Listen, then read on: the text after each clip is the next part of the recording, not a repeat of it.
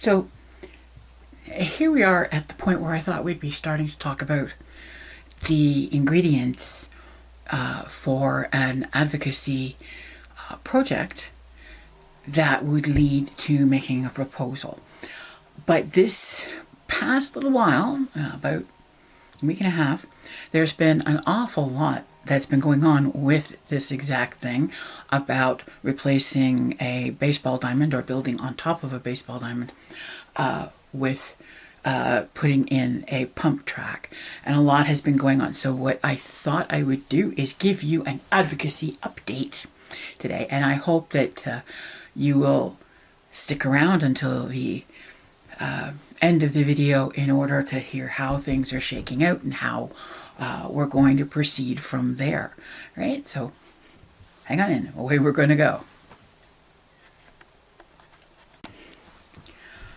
Now the first bit that I'm going to put into this video is from our Recreation and Culture Standing Committee, their meeting, but the section of it that was involved with the pump track and the baseball diamond and everything that went on there. Now, I warn you ahead of time that there is a lot of it. However, it gives you all of the background material for why we want to get things changed around, why it makes sense to have our city council start to maybe look at things a little bit differently. So if you have a look here, and every so often I'm going to jump in with a few things that I have to say about stuff. Okay?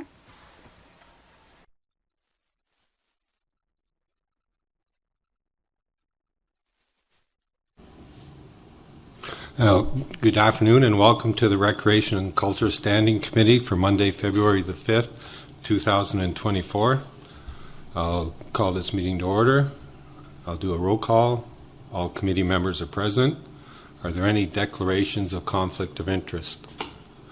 Going once, going twice, 3 times, seeing none. We'll go to the minutes of the previous meeting. 4.1, can I have a mover and a seconder that the following minutes be adopted from January the 8th, 2024, regular committee meeting? Mover and a seconder. Councillor Flinoff. Acting Mayor Wanan. Any questions or comments?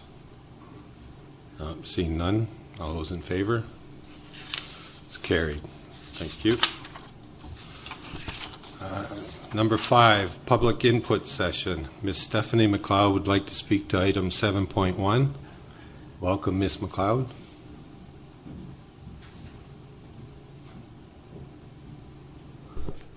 Hi, good afternoon. Thank you. That's fine. I'm speaking to you today on behalf of the LA Lake Youth Slow Pitch Executive, expressing our deep concern and frustration regarding the proposed decommissioning of Kiwanis ball fields to make way for a pump track. Over the past year, our attempts to engage in constructive conversations with the city's Director of Recreation and Culture and Council have been met with stonewalls and refusals to discuss the topic. One crucial aspect that has been consistently overlooked is the unprecedented growth of our Youth Slow Pitch League. Since the challenges posed by the COVID-19 pandemic, our league has witnessed a remarkable increase in participation, growing from 138 youth participants in 2022 to an astounding 205 in 2023. The surge in interest demonstrates the vital role Kiwanis Ballfield plays in providing affordable and accessible recreational opportunities for our youth. It is important to note that the LA Lake Cross Country Ski and Bike Club, a representation of local bike enthusiasts, has significantly smaller youth participation numbers. This discrepancy could be attributed to the more affordable nature of ball gloves and running shoes compared to the cost of a $500 to $1,000 mountain bike. This proposed decision not only jeopardizes the accessibility of sports for our youth, but also creates an unintentional financial barrier for many families in our community. The reduction of ball fields to only 2 this season, since Parsons Park is currently fenced off due to the Centennial Arena closure, will force our athletes, some as young as 6 to 8 years old, to either play games until nearly 10 o'clock at night or schedule games 4 days a week. The dilemma with 4 days a week is that it places an unfair burden on families, forcing them to choose between participating in slow pitch or soccer, as they will no longer be able to engage in both leagues simultaneously, negatively impacting both sports communities. It is also important to note that the closure of Parsons Park for the foreseeable future, as well as possibly Kiwanis, will hinder and impact the adult mixed slow pitch league, which in 2023 had 225 participants, as well as the men's slow pitch, which had 100 participants, and ladies slow pitch, which had 135 participants. Players from all over the North Shore travel to our community to participate in slow pitch leagues, which run from mid-May until late October. This weekly influx of people contributes to our local economy. Our existing ball leagues will not operate smoothly this season, sharing only Burley 1 and 2 between all of them. This will put additional pressure on scheduling at these fields. People from the North Shore won't want to travel here for 11 p.m. games on weeknights, which will hurt the league and potentially hurt our economy. We acknowledge and appreciate the potential positive contribution of a Pumptrack to our community. In fact, we were thrilled at this opportunity. However, we implore committee members to consider alternative solutions that allow for the installation of a new Pumptrack at a different location while retaining the invaluable Kiwanis ball field. For the past year, we have continued to wonder, why didn't the Director of Recreation consult with user groups before recommending this option? As an example, on November 18th in 2021, Espanola Council received a recommendation from their 2017 master plan to eliminate a ball field. Council in Espanola had reached out to their Rec Advisory Committee that reached out to user groups and listened to their input. The community said they needed the ball field, the Advisory Committee shared this with Council, and the Council listened. It is clear that our recreation town halls are not working. It feels like what is being said at these town halls is not being heard, and there's no accountability. Perhaps if our community had a Recreation Advisory Committee reinstated that actually communicated with user groups, we could avoid a situation like this in the future. Closing a ball diamond is a big deal. You can't play baseball without a ball diamond, but you can bike without a Pumptrack. Why would Council accept this as the only option, and why does it feel like this has been a done deal from the beginning? Why would the Director of Recreation not recommend an option that increases recreational infrastructure rather than diminish what is already working well? Some alternate locations that we believe could be considered are behind Parsons Field, Canmet, where the old DOP school used to be, and next to Washington Dog Park. Another great idea is at Spine Beach, near the Bob Sterling cross-country ski and bike trails. Building a Pumptrack here would create a hub for biking enthusiasts and support this user group in building their membership. In addition, throughout all the summer months, there are qualified first aid staff at the beach to help with any incidents. There are also many other green spaces that would accommodate a Pumptrack of this size in Elliott Lake. Why can't these sites be considered as well? Ultimately, why does it have to be Kiwanis? Who is really winning when hundreds of community members will lose? In closing, we respectfully request the Recreation Standing Committee and Council members to put the brakes on the decision of decommissioning Kiwanis Ball Field and encourage the formation of a working group, community input group, or Recreation Advisory Committee with slow pitch stakeholders and bike club stakeholders. This collaborative effort would enable the gathering of input from all user groups, leading to a win-win solution that will benefit the entire community of Elliott Lake. Thank you for your time and consideration. We remain hopeful that our concerns will finally be heard, and together we can ensure a thriving and inclusive recreational environment for everyone.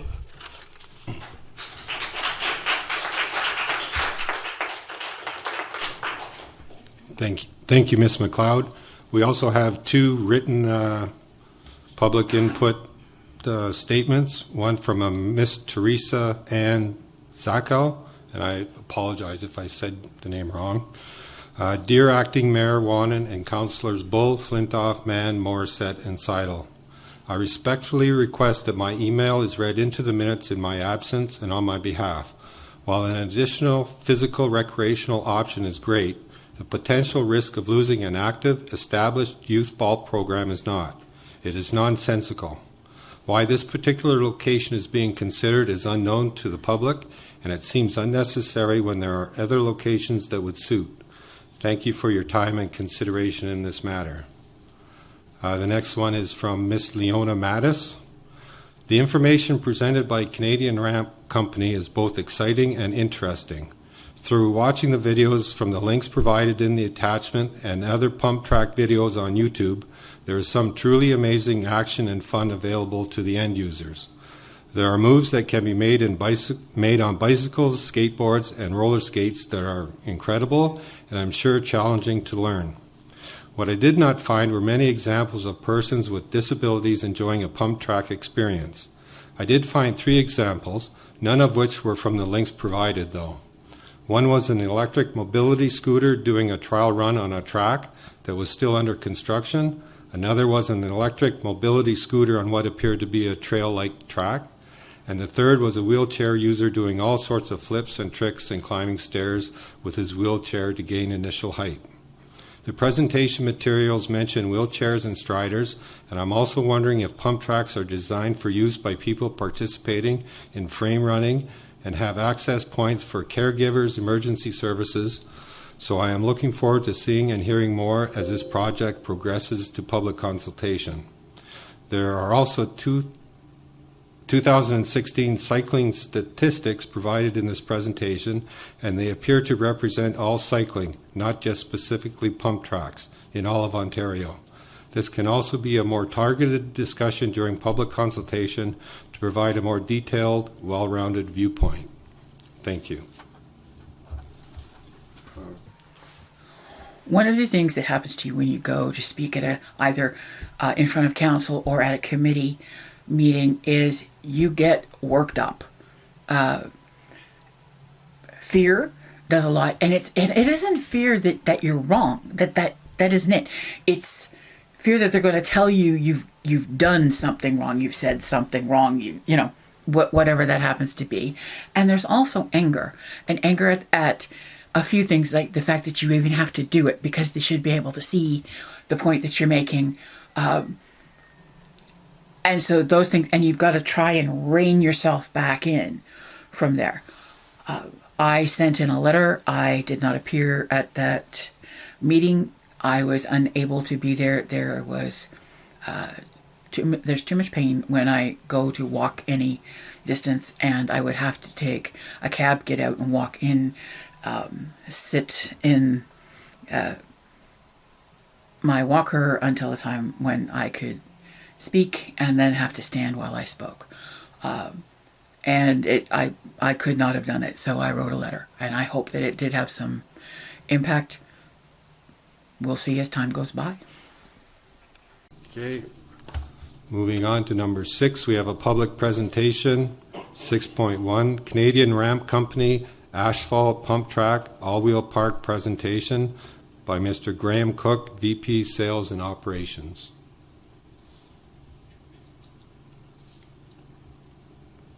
Good afternoon, everybody. My name is Graham Cook. I'm with Canadian Ramp Company. I'm here today to kind of walk through some pump track information. I understand that the location of this track seems to be a contentious thing in the community. I'm here not to speak to location, but just about benefits of pump tracks, communities that have done pump tracks, user groups that can use pump tracks, age groups, and skill levels. I've been in the action sports industry for 13 years now. I've been involved in over 200 projects Canada-wide in that time, skate parks, bike parks, and pump tracks. My goal here today is just to educate a little bit on how pump tracks are used, who can use pump tracks, and why they can benefit a community. I'm going to share my screen now and walk through a quick PowerPoint that I prepared, as well as some video links afterwards that I think are also useful and kind of show pump tracks in use.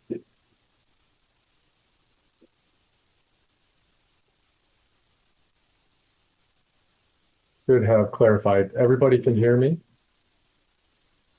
And can you see my screen right now? Should be a pump track with a bunch of people in front of it. Not yet. Not yet. Bear with me, please. How about now? Nope. Now? Yeah, we're on. Yep. Perfect. Thank you very much. Thank you very much.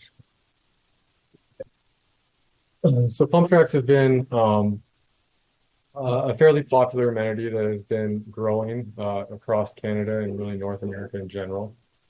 They have a lot of versatility, and the reason that pump tracks are so versatile is just for the amount of people that they serve. A little child that's 4 or 5 years old on a strider bike, all the way up to a senior citizen on a mountain bike can ride a pump track, and everywhere in between. They will, just bear with me, please. They will suit all age groups, skill levels, and user groups. Essentially, a pump track is a course of asphalt that contains hills and berms that are ridden by pumping with your arms and legs to propel yourself around the track, similar to how you pump yourself on a swing. So a pump track really requires the first couple pedals momentum to start running through the track, and then after that, you're using the berms and the turns to continue to propel yourself around the track at whatever speed you're comfortable with. A typical pump track is made of dirt, requires a lot of maintenance and grooming all year round. But by adding an asphalt surface to that pump track, it allows for good riding conditions in all weather. It's also virtually maintenance free, and it's good for all wheels. A dirt pump track would only be useful for bikes, where an asphalt pump track will be useful for skateboards, rollerblades, scooters, longboards, mountain bikes, BMX bikes, any wheeled sport, including wheelchairs. As mentioned, can be enjoyed by everybody from small ages of 4 or 5 years old up to senior citizens and every single age in between.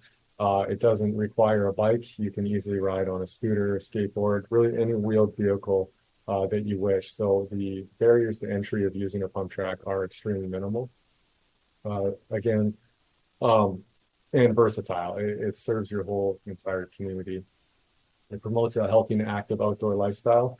Never more important than what we went through a few years ago, where team sports were banned because of COVID. People couldn't play hockey, people couldn't play football, people couldn't play soccer. But anybody could get on a bike and ride outside and get active and get into the sunshine and participate in community events. They definitely allow for an opportunity to engage with others. You'll find a big community around the track. You'll find the old teaching the young. You'll find people really trying to hone their skills and their balance, coordination, and just social aspects of it. They promote something for all user groups and all skill levels, as mentioned. They don't have to be large, massive tracks. You can get an expert that'll ride the same track as a beginner. They may just ride it a little differently. They may, double bump or double jump some of the turns, whereas, a smaller child or a beginner may just take that nice and slow. So it's really versatile in that sense. You can benefit a town because they are self-sustaining. They require little to no maintenance. Whatever maintenance is required, using an asphalt servicing allows for easy repairs if there are small cracking. The asphalt track is relatively durable. It's not going to break down where a dirt track is going to break down and you're going to have to go out there after heavy use with rakes and shovels. The asphalt holds up extremely well to all climates and all weathers. As mentioned, these tracks are relatively new to the industry, but we are seeing them pop up at a greater rate than almost any other recreation amenity behind pickleball. Asphalt and modular pump tracks are the second most requested recreation amenity in North America at this point in time. The reason for that, again, is because of the versatility of the track. It literally serves such a large constituency of your community that anybody can use it on almost any vehicle that they choose to use. They're typically designed with everybody in mind, including your public works staff. So for maintenance requirements on it, really it's just cutting the grass and maintaining the landscape around the pump track. One way around this is obviously using artificial turf on the insides of the track, which can actually hold up a little bit better to obviously bike tires and wheels that may roll over that. It allows your public works staff not to have to worry about getting in there and cutting the grass. Pump tracks are a great way for a community hub. It allows people of all different backgrounds, age groups, to gather, to socialize, to network, and to exercise and have fun. No matter who they are or where they're from, most people do ride bikes or scooters or skateboards or one of those vehicles. Strider bikes, rollerblades, wheelchairs. They would be able to actively participate with this recreation amenity, which really sets it apart from almost every other recreation amenity in the space. Most amenities are very niche and work toward a certain group of people, where pump tracks really hit all user groups all the time. There was a mention there with one of the emails about cycling tourism. Cycling tourism has really actually blown up quite significantly.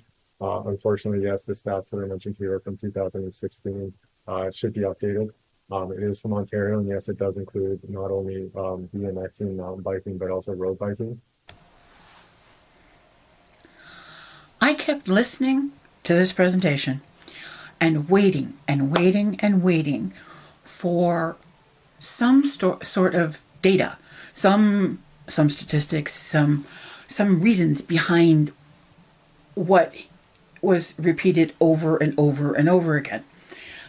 It's terrific to say that in 2016 there were these statistics, which only a couple of them were presented. They were about biking overall. They were not about specifically about pump tracks. Matter of fact, there was not a whole lot of data about pump tracks at all, except to say that they are becoming more popular, and they are the most requested, and that was about it. And it kept on being repeated. Oh, also, and they were also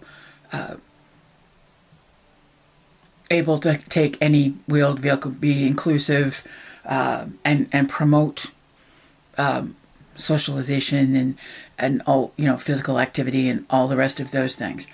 One of the things that puzzled me about that, though, is if it allowed people to socialize, how did it also allow them the same sort of non-socialization during COVID?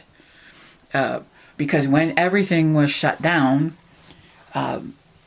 if you could still go out and bike ride, but you wouldn't be able to, near as I can tell, you would not be able to have ridden around on a pump track. You could have gone out on a bicycle trail, sure, because that is possible to social distance there. But at a pump track, with the way that it's described there, I don't think you could have social distanced, and I believe that it would have been closed, as most of Kiwanis Park was closed anyway during the pandemic. So I don't quite know how that was able to be said. I didn't find a lot of information given in that presentation. Overall, I was not impressed by it, and I questioned a lot of what was in there. Up to and including the part where there was the statistic of maybe one wheelchair person there, but the rest being about 99 people on bicycles. It's an intriguing thought, but where's your backup for that? And if that is the case, and if it is true, then doesn't that sort of prove to you how impossible it is for the disabled community to participate in it? And when you consider that there are wheelchairs available here, of course, because you need to be able to get them, but there are no other sorts of adaptive equipment, adaptive bicycles or anything else sold here. You can't rent them, and so where would they be got? The point behind that is that there is a great community, especially in North America, that are actually doing cycling tours, whether that's going around to pump tracks, skate parks, BMX parks, bike parks, and it's becoming a fast growing area in recreation. And a lot of that was propelled through COVID. As mentioned at the beginning of this presentation, once people weren't able to play team sports, it was very difficult to get out and find recreation that, would allow people to enjoy outdoors and get that exercise they need. Biking was one of those sports that really allowed people to still social distance, yet still network and be out and have fun. Cycling tourism can bring a lot of revenue into your community. People will travel from places like Sault Ste. Marie, Sudbury, even North Bay, even further than across the to come to Elliott Lake to use the pump track. On average, it's about $300 per person per day. Why now? Pump tracks, as mentioned, have become overwhelmingly popular over the last few years. The demand is very high. We are building 10 to 12 of these tracks a year in Canada. In North America, it's probably closer to 30, 35. As mentioned in my last slide, people are traveling far and wide to ride these tracks. Technically, are going to become a massive push.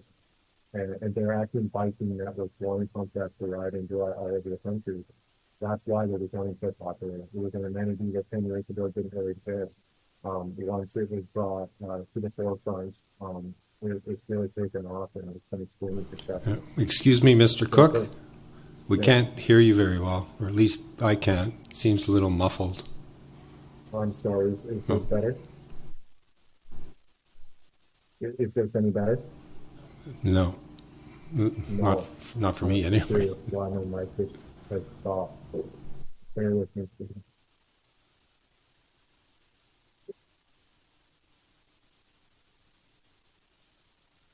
This any better? That's a lot better. Yeah, thank you. Maybe if you want to go No back a couple of frames, Yeah, if you could. absolutely. I'm sorry. For some reason, my headset was not working properly.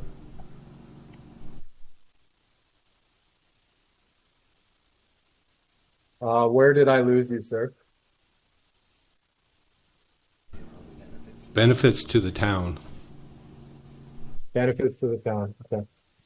So yes, benefits to user groups. They promote a healthy and active outdoor lifestyle. Pump tracks are a very unique recreation space where it hits a very vast majority of your community because any age group and any skill level can use the same track and have fun on it. A small child on a strider bike can rip around a track and learn balance and learn how to get up over the moguls and across the turns, where a more advanced teenager or even adult can rip around that same track, double bumping and taking a little higher up on the turns. Whether you ride a bike, a scooter, a skateboard, wheelchairs, rollerblades, longboards, pretty much any wheeled vehicle that is self-propelled can go around a pump track and use it and have a lot of fun with it.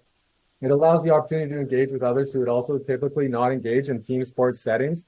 As we saw with COVID, a lot of team sports were no longer able to participate, whether that was football, soccer, hockey, baseball. Cycling really blew up in that time frame, and that's because people needed a spot to exercise and a safe place to still be part of the community and get out and have fun. And cycling provided that vehicle for them to do so. Not only that, but with the paved asphalt pump tracks, you amalgamate a lot of different action sports communities into one. Because it's such a versatile amenity, it allows for any wheeled vehicle to use it, scooters, skateboards included. It gives a space for young people to learn balance and coordination, which are useful tools for any sport. And it provides something for all user groups, ages, and skill levels. Whether you're old or young, or whether you're a skater or biker, a pump track is something that everybody in the community will be able to use and enjoy. The benefits to the town are that the pump track is very self-sustaining. There's a very low maintenance cost going forward with a pump track.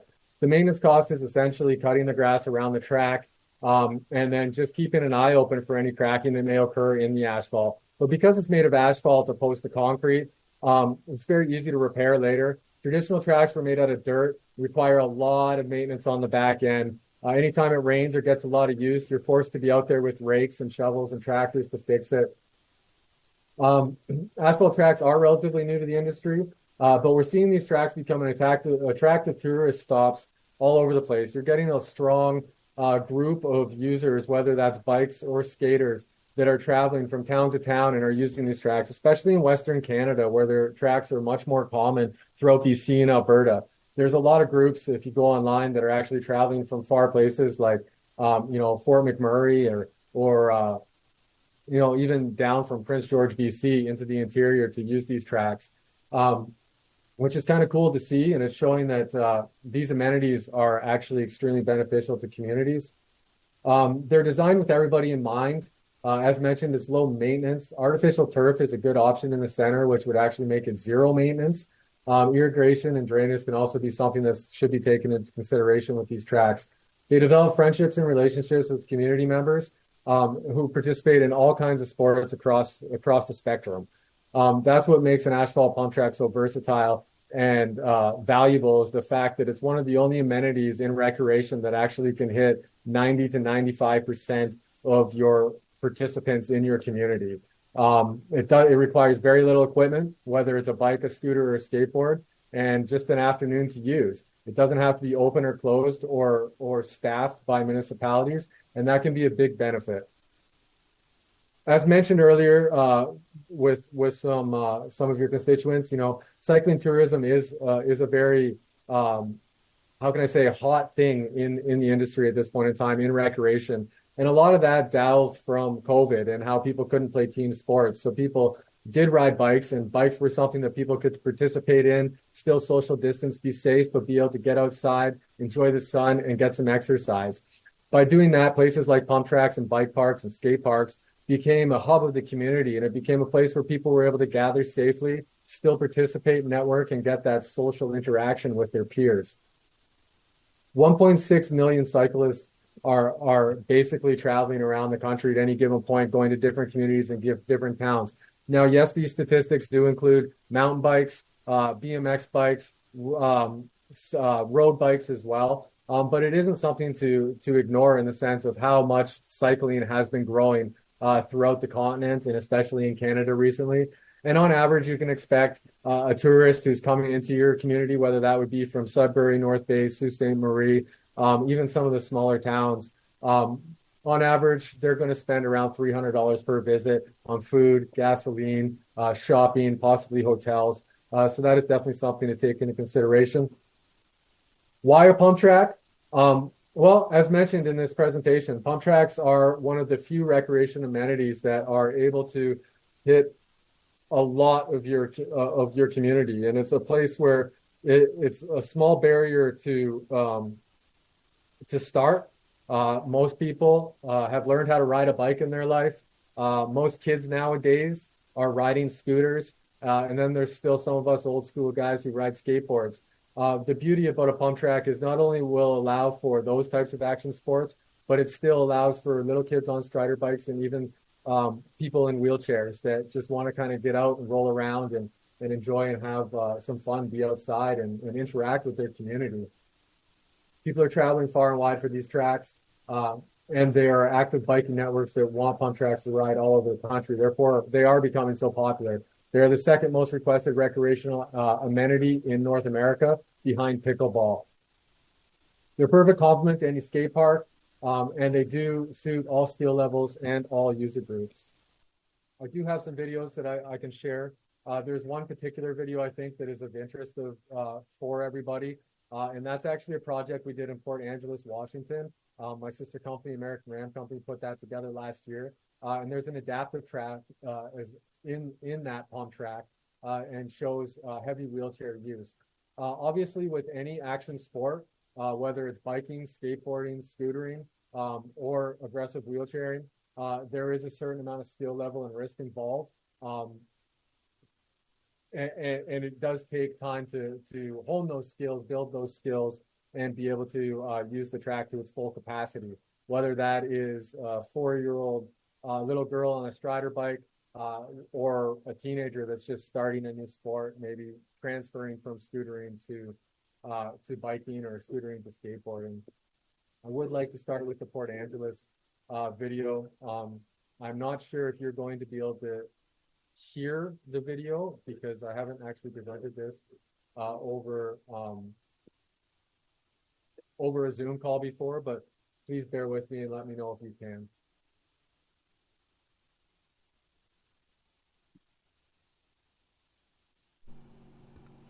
Yeah, we can hear it, but there's no sound. Sorry, we can see it, but there's no sound. You can see it, but there's no sound. Yeah, let me see if I can figure this out. Please bear with me.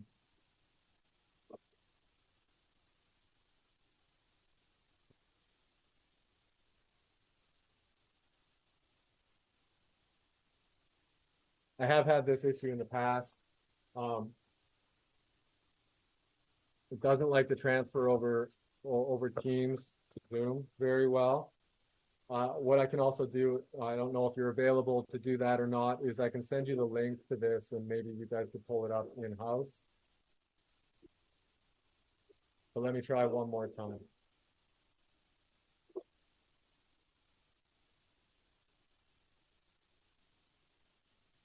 Can you hear it now? No. No. It was this gentleman here. He's talking about being accessible. He's on the adaptive track, which is more mellow, The current design for Elliott Lake does not include an adaptive track. That is something that could very easily be adjusted into the design. But it's just basically a pump track that's a little bit more mellow. This gentleman is talking about one of his children who has a genetic disability, and the value that this pump track has brought to him and his family that allows them to now come out into the pump track, be able to ride it, come out, spend some family time. And that's not something that they'd normally be able to do with most recreation amenities. I can send this video over to, and maybe that can be shared internally to see the value and ability to be accessible. This is obviously an adaptive bike, which would suit the pump track. That's not an adaptive pump track necessarily would be able to be used on a traditional pump track with the higher berms and rollers.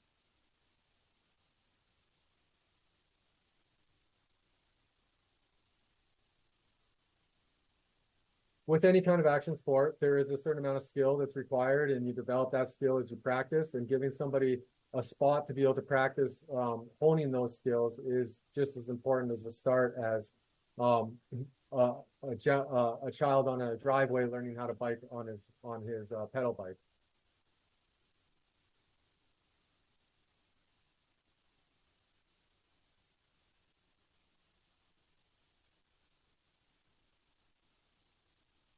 Again, these are just testimonials of these people who travel to this track specifically to use it because of its accessibility. And then there's a massive trail system that's also connected into this park. And he's talking about how he's been out on these other trails as well, and just what a benefit it's been to him to be able to come and use an amenity like this.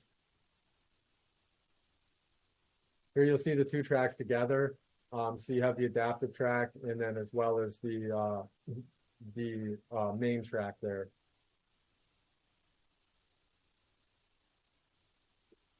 I will send a link to these videos as well, so that can be reviewed in council. I think it goes a long way to hear these folks really tell about their experience and talk about their experience rather than me try to explain it. And I profusely apologize for the technical difficulties that I'm having, not being able to get the sound through to you guys. The total video is about 7.5 minutes long, and over half of it is based around the accessibility and the value that's provided for their community, and just kind of the benefit it's shown with them. I have a couple other pictures I would just like to show before I wrap up. I know that I'm sure you have a lot of business to get to, but I just wanted to kind of show some photos of tracks that are very similar in size and in space to what you guys are have been considering there in Elliott Lake.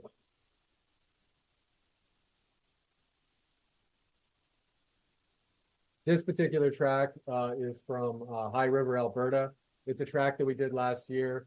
It is basically the same size and space that we're looking and have been working on designing for your team there for Elliott Lake. Consists of four 90-degree turns, two 180-degree turns, multiple bumps and corners. It's a really good space. It's getting a ton of use and has had a ton of positive reviews in the community, not only the biking community, but the community at large. And then I have one more I kind of wanted to show you, which is in North Battleford, Saskatchewan. Same kind of deal. As you can see, very basic, very intermediate track that allows for skill progression, has a good starting point here. And as you can see, you just kind of start, you filter through the track and kind of make your way around it just like you would, an RC track or anything like that as well. I do appreciate you giving me the time to be able to present with you today and meet with your community. I am going to send over a link. I'll send them to Amanda, an email with a bunch of links for videos, because I do think there's a benefit to watch that. I do hope that this is something that Elliott Lake sees as an advantage to its community. A lot of communities are going this way. especially with biking being one of the fastest growing sports coming through since COVID.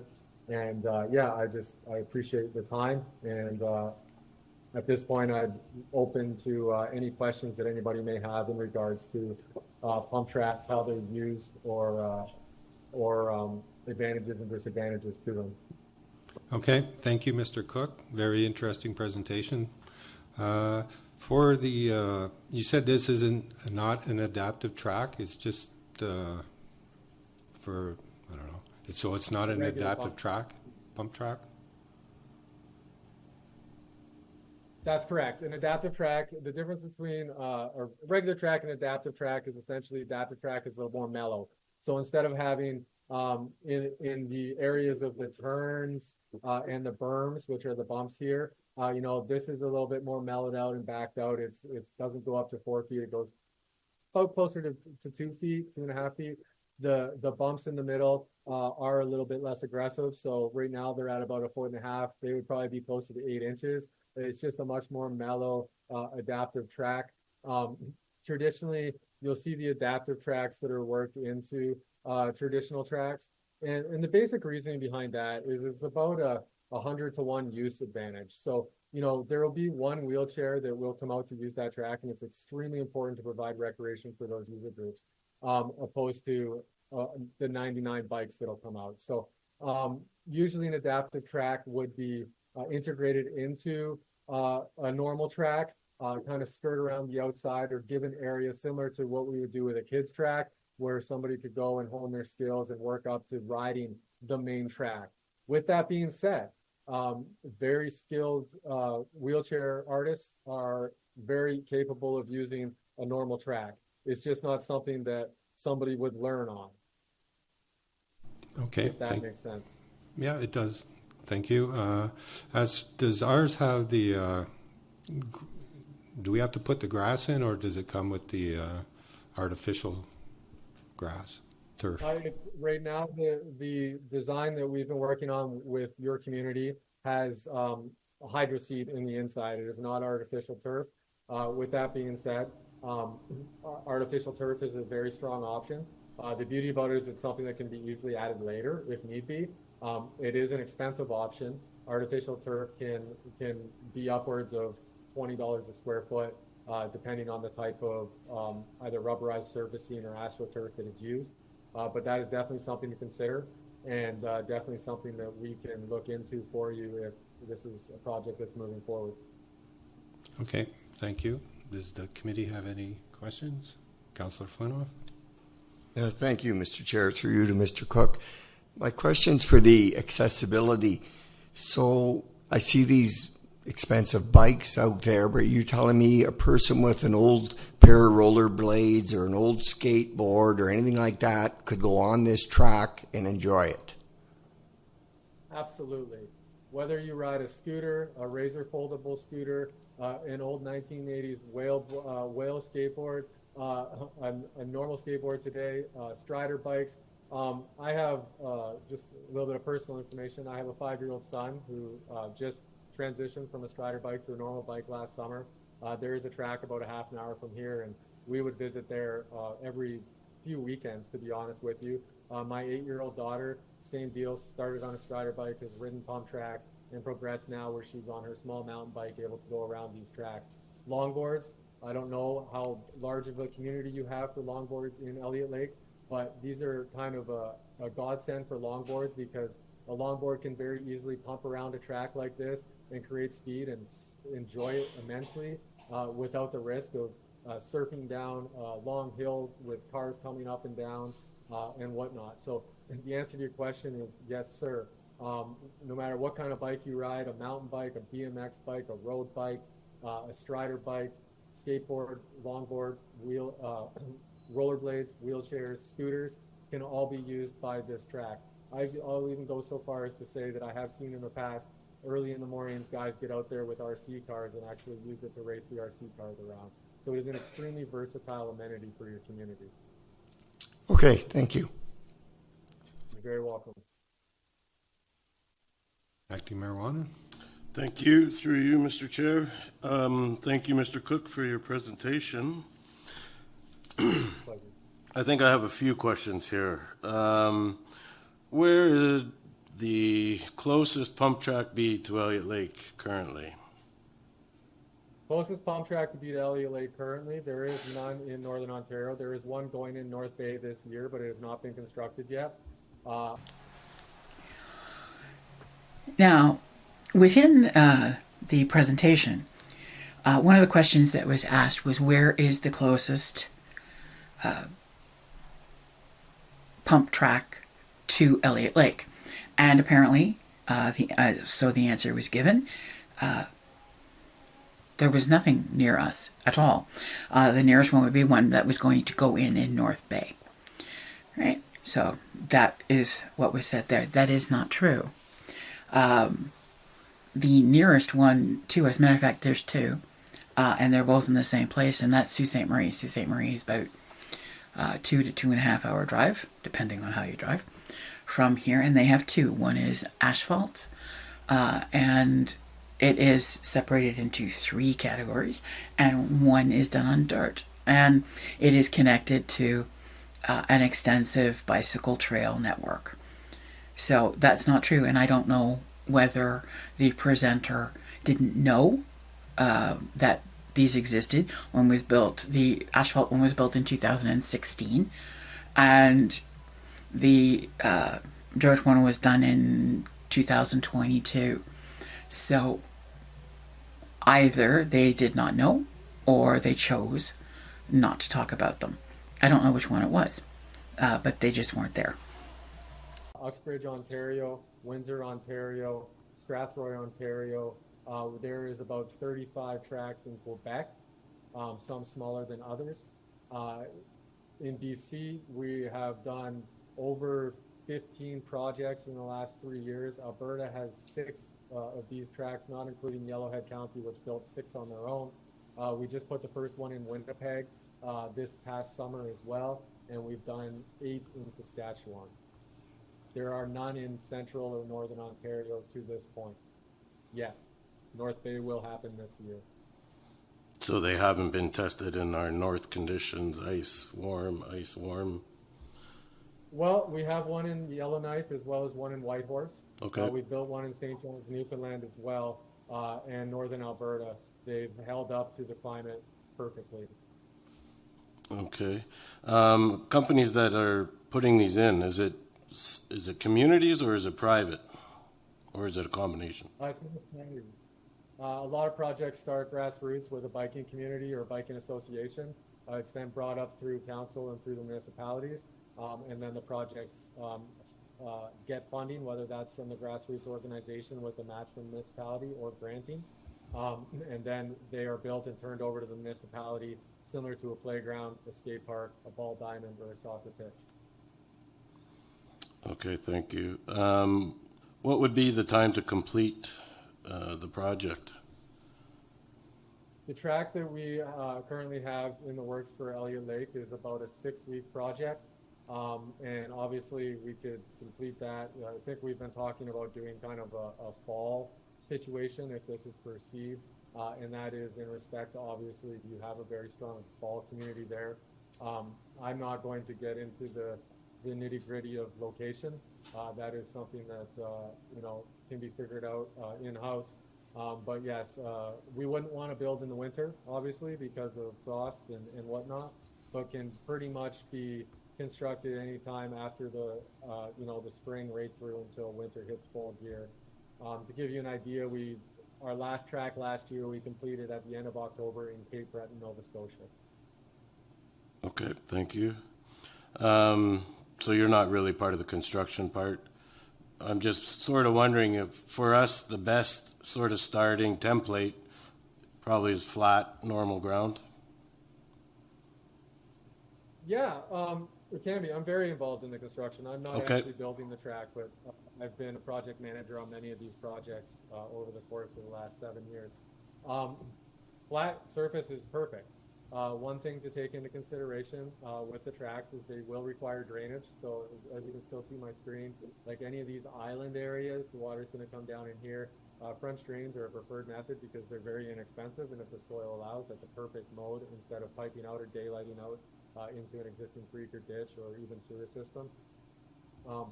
The flat ground is obviously ideal, but it's not a must. These tracks get built up off the ground, so we come in with our structural fill, we shape the track, then we come make sure everything's compacted the way it should be, and then the asphalt goes on top of it. So we're not digging down into the ground other than for drainage. Everything is kind of built up on top of the ground. So yes, we wouldn't want to be in the middle of a hill or on the side of a hill, but as long as the ground is, you know, relatively even or, you know, has a small slope to it, we can usually work with that. And obviously we can work with, you know, the topography along too. If some of the track was sunk in and the other was up just to make it level, there's not a problem with that. Our designers are very good. Sorry, so for the last part of that question, you're kind of fading off again.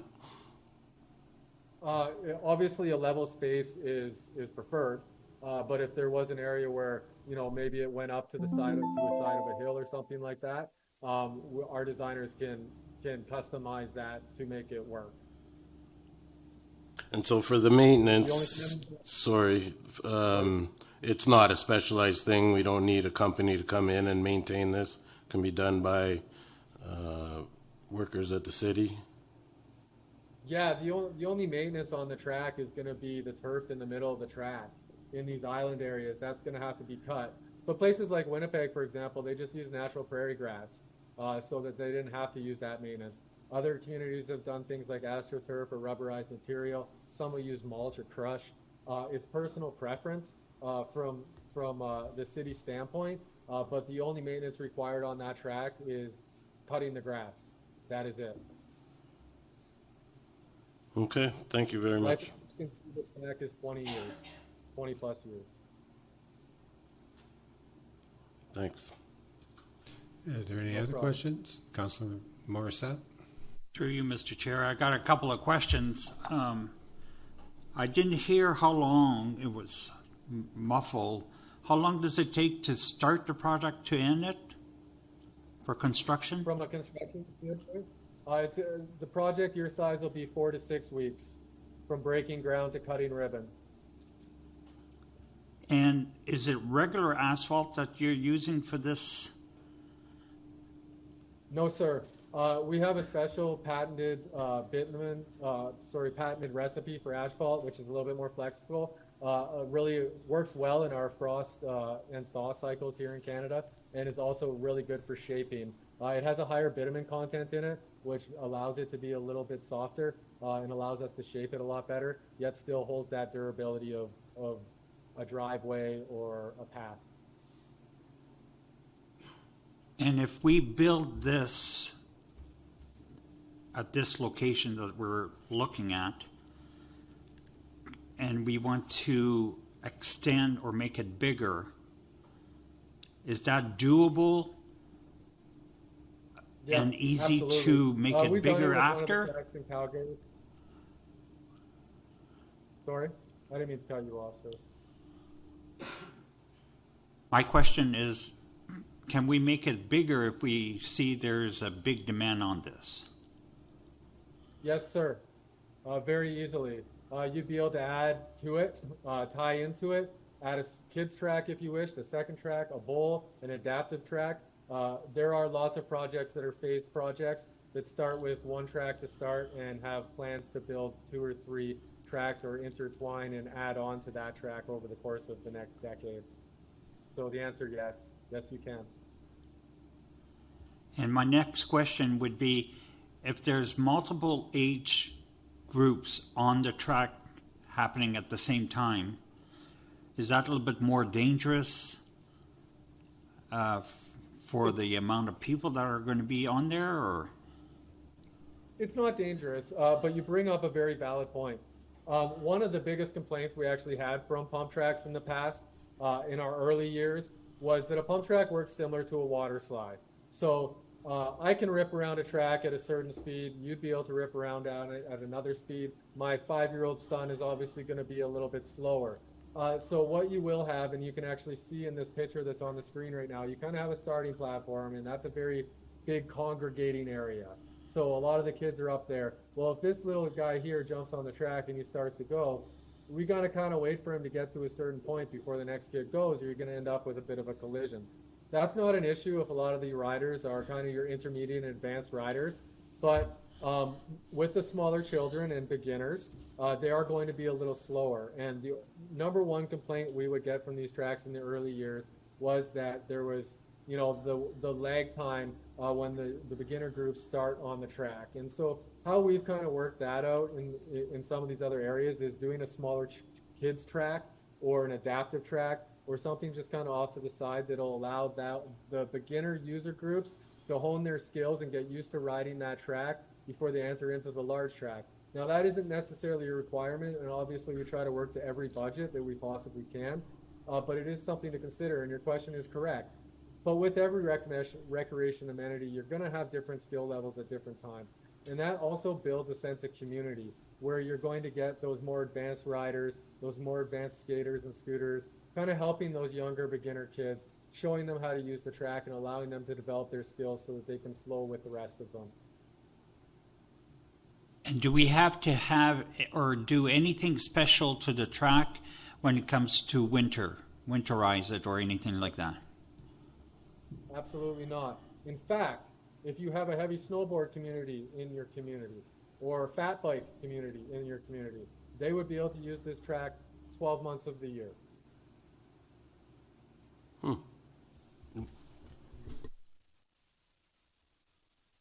Or skiing, cross-country skiing as well, normal skiing. That's the beauty about a track, is it doesn't take, you don't have to be coming down a hill. You're going to use your own momentum similar to how you pump on a swing to get around the track. So whether it's a dry asphalt on a wheel or a snow-covered track, and using skis or a snowboard or something along those lines, it can be used in all seasons.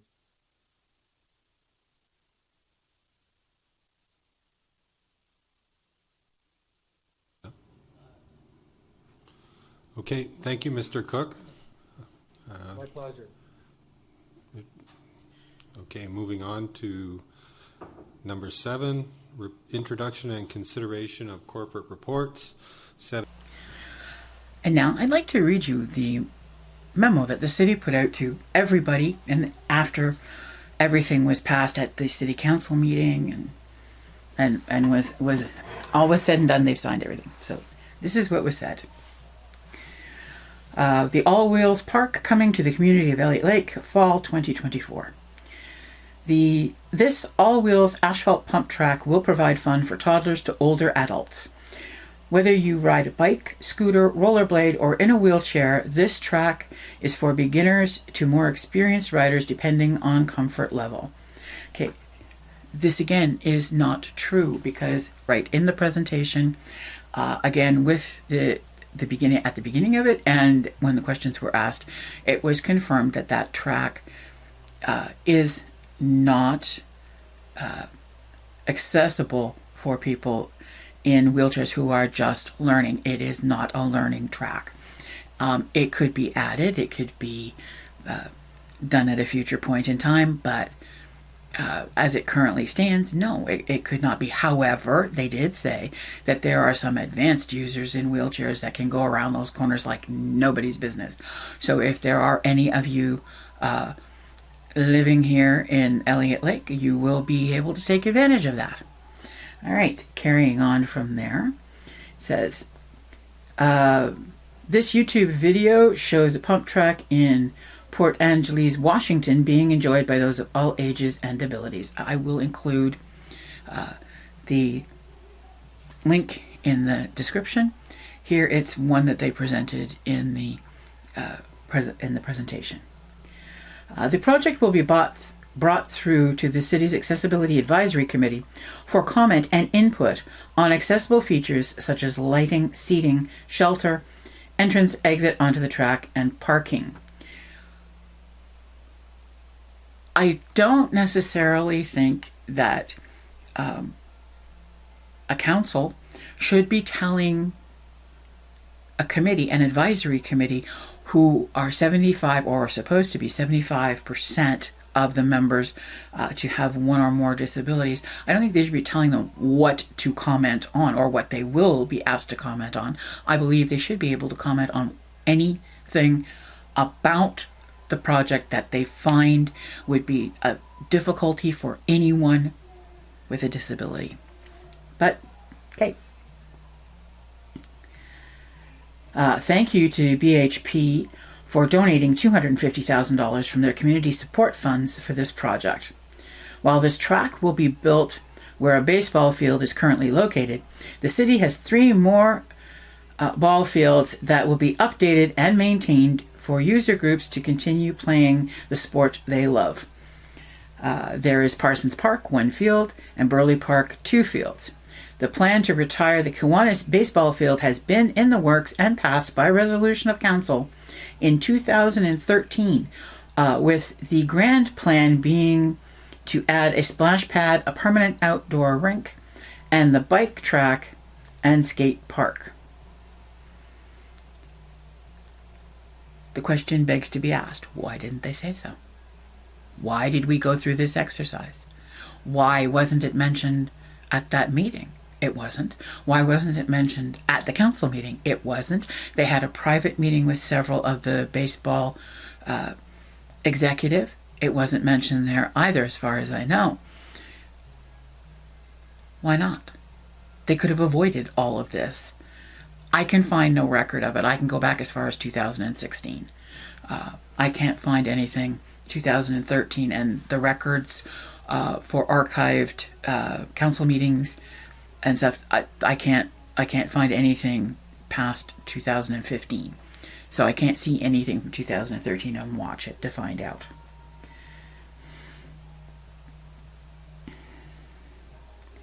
The plan has taken many years to fulfill after council elections, staff changes, budget processes, and the pandemic. The city is finally making progress with this plan and fulfilling next steps of installing a larger outdoor rink and upgrading of boards with the hard work of the Age-Friendly Advisory Committee Outdoor Rink Working Group and local businesses and community groups, as well as installing an all-wheels park. While the Kiwanis baseball field will be utilized by user groups this summer, 2024, Parsons Park may not be due to possible work being done on the arena. Our park is closed down because the arena has been taken apart and is being assessed now to see whether or not it can be saved. They kind of think that it can and stuff, but it's all apart until they put it back together again. Right, so that was the one that was sent out right afterwards, after it was passed in council. And so it got a lot of negative response, very, very much so, all over the place. People can't see removing a baseball diamond that is functioning, working for the kids who are playing ball, and we have adult games as well, and varying other things, and just having it replaced with a skate park for what it makes no sense, especially when you may have to put in another baseball diamond and you have updates to do to the baseball diamonds that currently exist before you can even use them. So I'm not sure how that's going to work, but okay, because do we have the money to do it? I don't know. One other thing that I should mention here is that as soon as I found out about the tracks in Sault Ste. Marie, I considered it very quickly, and then I wrote an email copying the website, and I even put a picture in there of a screenshot of the link to the pump tracks and their information in Sault Ste. Marie for Rick Bull, the councillor who heads up the Accessibility Advisory Committee and who is also the chair of the Recreation and Culture Standing Committee. I'm not happy with the way that this is all shook out. It's very, very obvious they weren't even mildly concerned about making any part of this accessible. It shows they didn't even know that it wasn't going to be. And that's something to be dealt with in this advocacy. But I do really love my city. And to spend $350,000, whether or not some of it's come from a company gift, so to speak, or not, is a lot of money when you consider that there is something 2 to 2.5 hours away. There's double that plus a whole riding bicycle network out there, other amenities, hotels to stay in, restaurants to go to, theater, all kinds of things that we just can't offer. So where would you go? I think we have to reconsider what we're talking about here. Do I think that we shouldn't have a pump track? No, I think that we should. I think that